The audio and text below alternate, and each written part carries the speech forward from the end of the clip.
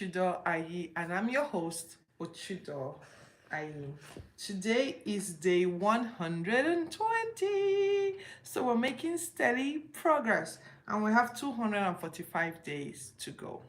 All right, so today is really interesting. So I want you to hang in there. If you're joining me for the first time, I chose to read the Bible cover to cover. That's all through the Bible, just to get to know more for myself what the stories in the Bibles are, draw my own conclusions, make my own interpretations, discard what I feel is no longer useful, and then use what I feel is useful. I'm doing this, and it's okay if you disagree with my interpretation. If you don't agree, you go read the Bible for yourself. Every day in the description box, I leave the scriptures that we have analyzed for the day. And I do this so that I just basically want to have a richer, more sincere, and genuine relationship with God. That said, I try to put in my Nigerian flavor when analyzing the stories because I'm a bit of a storyteller. So I hope you enjoy the sessions. To every single day, we follow a structured guide using this particular Bible guide known as Daily Bible Reading Guide from Pastor Inas and Sarah Omako. That's the church I attend, by the way. And we look at an Old Testament, a New Testament, a Psalm, and a Proverbs. So if you check the description box, you'll see the scriptures that we read for today. I chose to document my story on my process on YouTube because I want to be held accountable, and I guess to encourage other people to go read the Bible for themselves. Uh, all right, so today we're looking at Judges 11, Judges 11 and 12, Judges chapters 11 and 12. We're looking at John chapter 1. Yes, we're finally entered the book of John. We're rounding up the Gospels and we're going to enter into other aspects of the Bible. We're looking at Psalm 98 and Proverbs 14, 13, verses 13 and 14. So let's quickly get into it because it's very interesting today.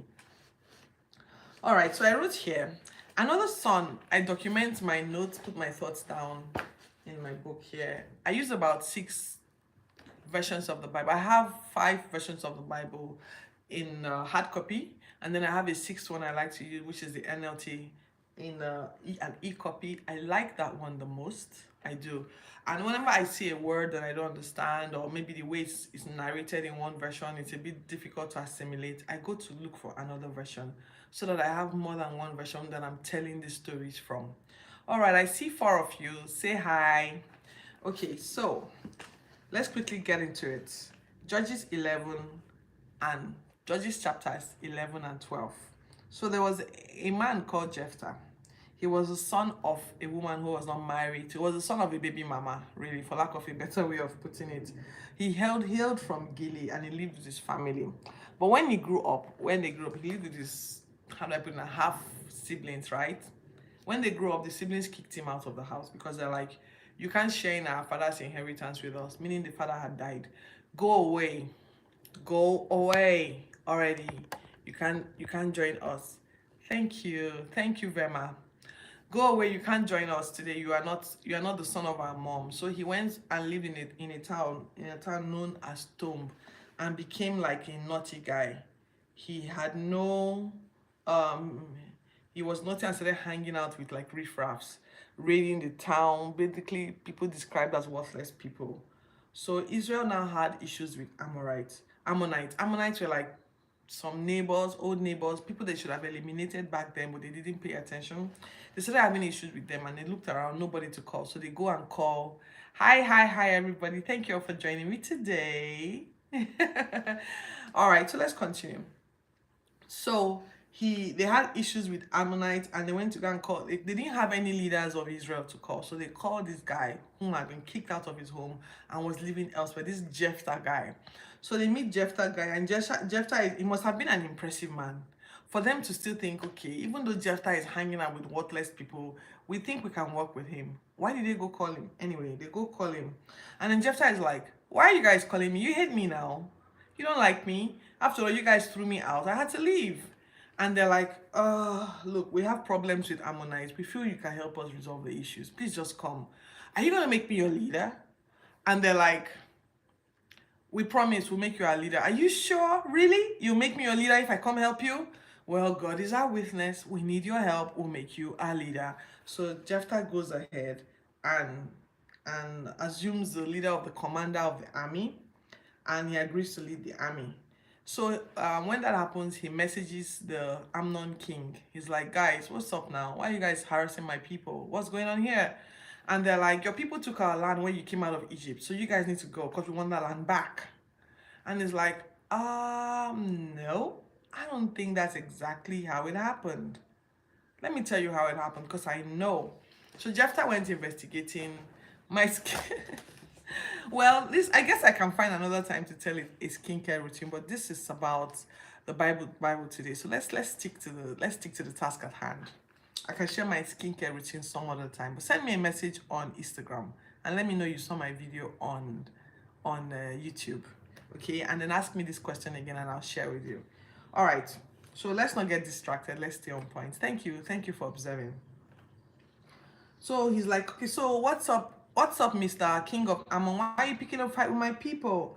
And the guy is like, you guys took our land when you came out of Egypt. You took our land, so we want it back. And so he says, no, that's not how that played out. Let me tell you how it played out. We didn't take your lands when we came out of Egypt.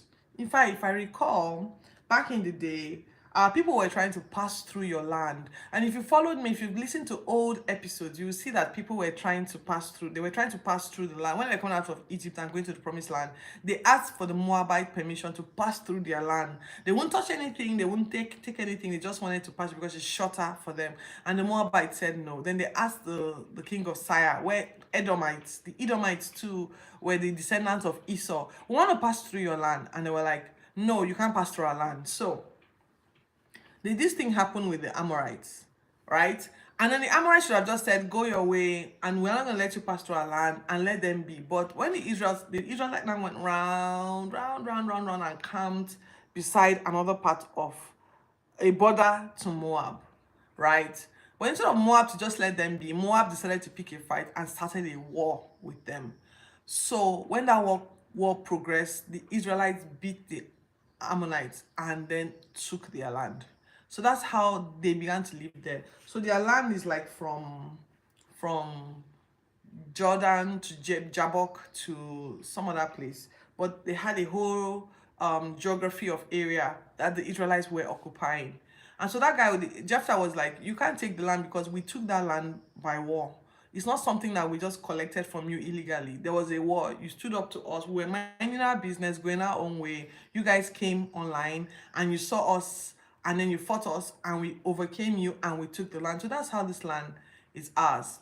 So he says something else. He says, and that's how we gained possession of this land, from Arnon to Jabbok to Jordan. So please, if God collected the land from you, this me now paraphrasing, if God gave us this land, if God took this land from you and gave it to us, are we supposed to say no? If your God, Chemosh, gave you the land, won't you take it? So honestly, we have no issues with you. Just let's let things be. And in any case, it's been 300 years since this thing happened. Why are you guys still making an issue of it now? Why didn't Balak, the king of that time, the big guy, then do you remember Balak? He called one guy called Balaam who rode on a donkey. His donkey spoke to him. Do you remember? And his donkey was like, why are you trying to beat me and everything? And then Balak came and was supposed to curse the Israelites, and instead of cursing them, he started blessing them. God like scrambled his curses into a blessing. Yeah, that guy. They're like, that guy was a much bigger king than you are. And if Balak at that time, whom we fought and collected the land for, didn't stand up to us then, who are you to now come 300 years later and start laying claims of what you don't even know? Look, please just back off, otherwise we're going to have issues. This guy refuses to back off. He refuses to back off, so a war ensued. And Gilead overcame the Ammonites. They won the war. So you think all was over. So before that happened, he asked for Ephraim, their brothers next door. Oh, you guys want to go and fight? Come on. And Ephraim was like, no, we're not going to help you guys. Because they were like, Ephraim, come and help us. These guys are bothering us and they're trying to take our land back. And then Ephraim was like, they didn't come to their rescue. So when they went ahead to pursue the Ammonites and going to war with them, Ephraim was not invited. And it seems to me like Ephraimites like war. Remember what they did to Gideon like 2 days ago? They picked a fight with Gideon and they're picking a fight again with Jephthah. So they go to Jephthah and then they're like, hey you guys, you went for war. You go to war. You didn't even invite us to war. Blah blah blah blah. We're gonna burn your house and we're gonna burn you down. And then Jephthah, unlike Gideon, and Gideon calms them down. Like, calm down, guys. You're not even like my mates now. Come on, guys. But Jephthah is like, what? What? I called you guys to come and help us. You didn't come. So I had to do that myself. So you can't come in and start raking for me. You want to burn which house down? I'm going to fight you guys. And Jephthah goes and fights them and defeats them. So Jephthah picks a fight with them because there's a whole backstory to this fight, okay? Back in the day, when they were possessing these lands, there was a ford by Jordan. The Gileadites got to the ford before the Ephraimites got to the ford. And they were like, so the Ephraimites came, there was a whole, disagreement. So anybody that came from Ephraim, the Gileadites would kill. They'll say, are you a Gileadite? Are you from Ephraim? Say Ishboleth. And then the Ephraimites had like an accent, so they will not be able to say Ishboleth. They'll say they'll say something like Siboleth. So they're like, you're lying, you're an Ephraim, and then they will take the guys behind and then they will kill. So they were referred to as the fugitives among the house of Joseph. Among the house of Joseph. So that's how the war came. Anyway, they fought and Gideon still defeated the Ephraimites. And he ruled for 6 years. But there was something strange that happened around Gideon. You see, when Gideon was going to go and fight the Ammonites, he knew that he was going to fight alone because the Ephraimites didn't come to help him. He called out to God on his way and he said, God, please, you need to help me. And if you help me, I will give off the first thing that comes out of my house when I return from this war peaceably. What kind of stupid promise is that? What kind of stupid vow is that? Who goes to war and promises to give people the first thing that comes out of your house? Were you hoping to sacrifice your servants? Were you hoping that a goat will come out of your house first? What were you thinking? Anyway, he makes a promise that the first thing that comes to greet him when he comes back from war would be he would give to God as a burnt offering. Who asked you? Who sent you? What kind of... Anyway, I've expressed how stupid I think that promise was. And then guess who comes out singing when he comes back? His only child. His only daughter. And so when he comes in and everybody's hailing him, hey, we've won the war, hey guys, and then he don't lands the house. The daughter comes out with her friends and she's drumming and singing and dancing. He begins to cry. What should have been a happy occasion, he begins to cry. He's not known to have multiple children. He was not known to have more than one wife. He just has one child. And she comes out and he's like, I'm finished. This girl has killed me. What should have been a good thing has now become a bad thing. So of course the daughter asks, why are you crying, daddy?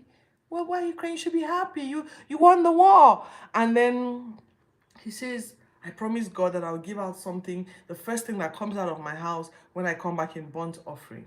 First off, Israelites are not even known to sacrifice people. Like, what was he thinking? Was he hoping I would be a servant? So the daughter is like, what? So of course, maybe they consulted with the priest and said this is what he wants to do. I'm sure, because I don't believe that he sacrificed his daughter as a burnt offering. However, scriptures record that she asked for permission to go with her friends for 2 months and mourn the loss of her life, the loss of her virginity, the loss of mourn the children she would never have. So she goes in and roam she was just allowed to, like, for lack of a better way of saying it, like, sow her royal oats. Go out and just cry, go anywhere you want to go with your friends, party, because she asked for 2 months. So in 8 weeks, you come back and I'm going to fulfill my promise to God. They don't tell us what exactly he did. They just said, and God fulfilled his vow. And because I am sure, because I know that sometimes people are dedicated to God, so she'll go to the temple and probably serve in the temple. She will not marry. She'll become like a temple hand and, that sort of thing. I do not believe that he took her to an altar and sacrificed her to God. God will never take that kind of sacrifice. Anyway, it's not written here exactly what happened, but that's what happened with him. So he goes on to live his life. He reigns for 6 years. So see all the impact he had in just 6 years. After 6 years, he died, which means he was not a very young man. He dies, you know, and so that's Jephthah's 6 years of impact. After Jephthah, then came Isban. Isban reigned for for for 7 years. He had 30 sons and 30 daughters, and all he was known for was giving his children out in marriage, marrying girls for his 30 sons, and giving his 30 daughters out in marriage. So I'm sure his whole 7 year reign was just, people were just hailing him because there was a wedding in his house every other week, you know. And then after that came Elon. Did you know that Elon was a Bible name? Yes, the famous Elon Musk. Yes, Elon. So another guy came, Elon. Elon ruled for 10 years. Nothing is really said about what he did when he was leader, but he ruled for 10 years. And then a man called Abdon came. Abdon had 40 sons. His 40 sons gave him 30 grandsons. And the 30 grandsons rode on, they together with the sons, they rode on 70 donkeys. So I guess they were very, very rich. Nothing was said about what leadership role he played. He ruled for 8 years. And that brings our Old Testament scriptures to an end today. So, what I've drawn from Jephthah's stories, don't be quick to make a promise, because making a stupid promise like I'm going to give out the first thing that comes out of my house. Why? Were you emotional when you made that promise? And another thing I learned from Jephthah was very informed about the issues of contention.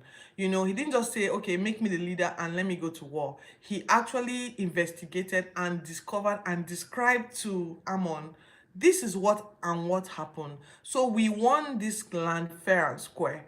And you know, if you want it, come back and take us to war. And if you win the war, you take your land back. You know, that's how this thing plays out. So God didn't even want to touch the land of the Moab. He wanted them to just pass through, but they gave up the land by picking a fight with the Israelites. So one of the two things I've learned is don't be hasty to make a war. Don't be hasty to make a promise. One. Number two, be informed about the issues of contention around you. Be informed. If you have issues around you, find out the facts of the matter before you pick a fight with the people. All right? And then number three, you may be a vagabond. If you remember Abimelech, we looked at Abimelech yesterday, a child of a baby mama, and he was a really bad person. But come to Jephthah, the child of another baby mama, but Jephthah was a man of honor and leadership. So those are the things that I learned. So you can turn your life around. I really believe that. So we're entering the book of John now, John chapter 1, verses 1 to 28.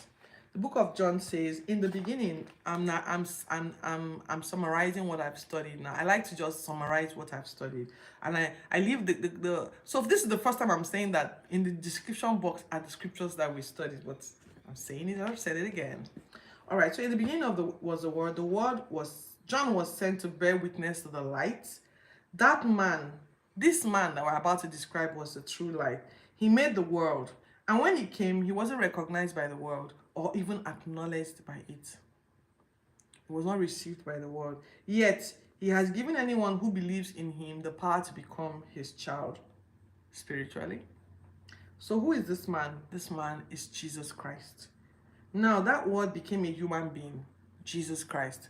And that word lived among us. And John pointed that word out to the world. John was the one who said, this man, this Jesus Christ you guys are using to see finish, this guy is not a normal guy. So anyway, how does that happen? John is like, this is who I've been speaking about. Moses gave the law, but this man that is coming up, that I'm leading the way for, he brings truth and grace.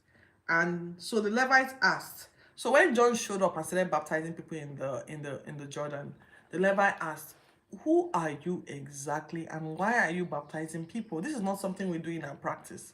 And John says to them that, I'm not the Christ, definitely. I'm here to lead the way for the Christ. And they're like, so if you're not the Christ, are you Elijah? They were like, no, I'm not Elijah. Are you a prophet then? No, I'm not a prophet. Nope, nope, nope, nope. So who are you? Answer us now. You know? So he says, I am the voice in the wilderness, making straight the way of the Lord, just as Prophet Isaiah has said. So why are you baptizing people? If you're not the Christ, you're not Elijah, and you're not a prophet, what the heck are you doing? So he says, the one coming after me, the one, I mean, I'm baptizing with just water. This the guy that is coming after me. The one coming, he's among you already. Oh. You don't know him yet, but even his shoes, I can't even tie. He's too big for me. You're just here ranting because you know me. The guy that is coming after me is not someone you can be ranting for like that. Oh. Ah, all this dialogue was taking place at a place called Beth Abara, beyond the Jordan. And so that's where the entry of Jesus is introduced, quite different from Matthew, Mark, and Luke. Quite different. This guy, John, is a bit poetic and sees things, he's a bit more, he approaches a more spiritual angle with all of this. So let's see how this pans out. John is now introducing Jesus to them. They are yet to see who Jesus is, and he's like, he's coming. He's too big, oh. You can't tie his shoes, oh. So don't be asking me questions here. Please. My job is just to baptize people. Just leave me, please.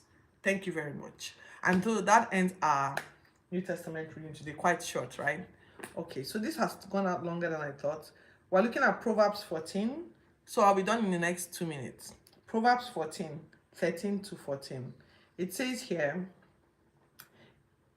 even in laughter the heart may sorrow, and at the end mirth may be grief. The backslider in heart will be filled with his own ways, but a good man will be satisfied from above.